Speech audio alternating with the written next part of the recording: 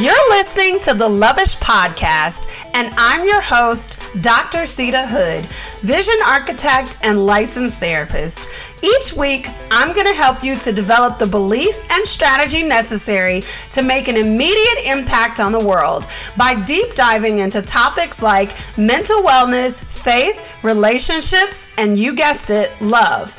I should mention before we hop into the show, this is not a substitute for a relationship with a licensed therapist. You ready? Let's get it.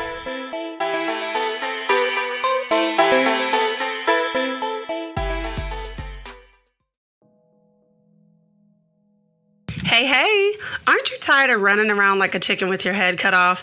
How many times have you promised to do better with your wellness routines only to let life get on top of you again? I want to invite you to pause and pour by downloading my app, The Lavish Haven, your sanctuary for cultivating daily wellness. It's completely free to use. You'll start with our pause and pour quiz and then access our signature daily and weekly wellness trackers, mood playlists, elevated emotions collections, scripture-based guided audios, and so much more. Hit the link below to start today. Welcome back for another episode of the Lovish Podcast. We are in part 3 of the Passion to Purpose series, and I am super excited to introduce you to my good sis, Tiffany. Tiffany and I met probably 3 years ago, but it feels like forever. Tiffany is so dope, and I just can't wait for you guys to get to know her and to talk to her and hear her story on passion to purpose. I love that Tiffany highlighted and brought out that sometimes our passion and our purpose are interwoven in our suffering. So many times we think that our suffering is just a separate entity, a separate dynamic from our purpose, but our purpose is often birthed from our pain. If we could just stay focused and see the light.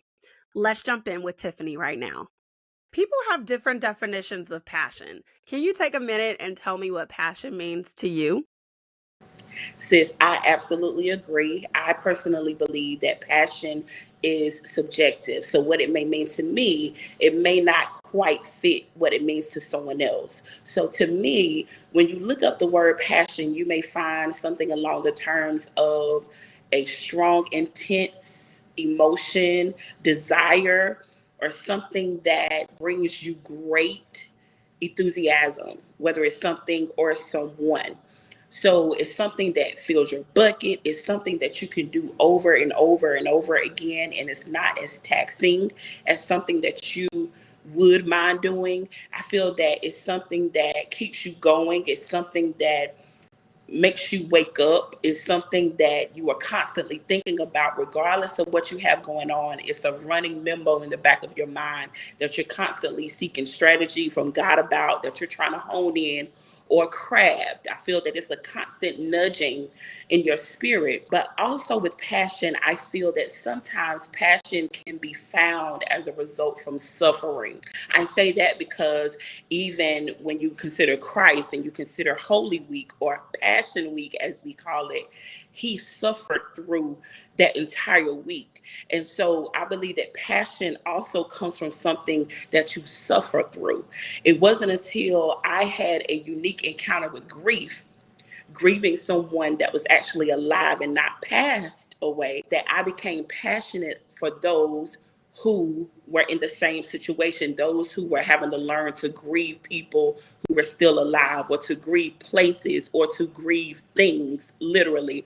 So once I suffered through that, and I did not come out empty-handed, I developed a passion to help those who were in the same situation. Awesome. How are you walking in purpose? What does that look like tangibly in your life right now? Such a loaded question. First, I would say that we have overcomplicated purpose. Number one, because purpose doesn't mean to one person as it means to someone else. We have overcomplicated it. Two, I feel that we oftentimes equate a certain level of success with our purpose. Oh, well, if I have reached this level, then I finally found my purpose. And that's furthest from the truth, in my opinion. I feel that purpose is literally submitting to the will of God for your life for that certain season or for that certain time. In a nutshell, being obedient to what God is telling you and calling you to do. I say that because everything that we do is serving a purpose. Purpose is not just one thing, it's multiple things. It's constantly evolving. The other day, the Lord told me to get someone some groceries. He said, don't call him before. He instructed me to go to the grocery store. I picked up the items that he told me to get. I contacted the lady thereafter. I had her to meet me somewhere.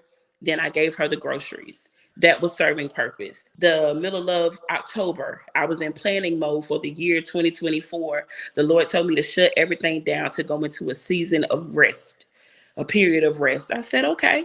I feel that that season served me purpose. You weren't doing anything, you were resting, but resting serves purpose because now he gave me instructions that it's go time. So I feel that we're constantly serving and walking in purpose, but we don't know it because we have misconstrued what purpose really is. So, in a nutshell, purpose is literally submitting to the will of God and being obedient to what He has called us to do for the season or time that we're in. What advice would you give to a woman who has so much passion bubbling up inside of her that she has no idea what to do with? If she were watching this podcast episode right now, what would you say to her? Who are these loaded questions? So I would tell her, first of all, I would say, breathe, sis, breathe. Breathe. Yes, breathe. Because when you are passionate about so much, you have all of these ideas and all these different things bubbling up, it can sometimes become overwhelming. You can feel like you need to go ahead and start because you feel that you're behind schedule. You should have already started this yesterday. You should have already started this a year ago. But breathe.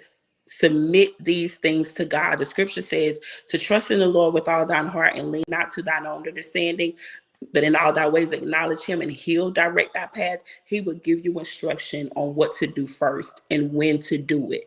Trust that, right? Oh, I know you have 150 ideas already in your journal, but sis, when he gives you the 151, you write that down too. Pray about when. I also know that we see things when God gives us things. Sometimes we can see the end result, but we have to understand that the end result is not where we're going to start. We have to build, right? A puzzle does not automatically, when you put in a puzzle together, you don't see the big picture first. No, you have to put one puzzle piece with that one, see if it fit. Sometimes that puzzle piece doesn't, so you're going to have to try again. Take your time. It's okay to build slow. Things that build fast don't always have the greatest longevity. So consult with God, build slow, connect with community that where you can understand that your feelings, these nudges, the overwhelm, all of this stuff, you're not by yourself. And believe that what God says about you and believe that you have what it takes to get everything done that he's calling you to do. I hope you enjoyed today's episode. If you did, share the love. Share with your mama, share with your auntie, share with your best friend. Then head on over to Apple Podcasts and leave us a 5-star review. Reviews help the podcast to grow. Well, that's all I have for you today. I'll see you out in these social media streets. Bye.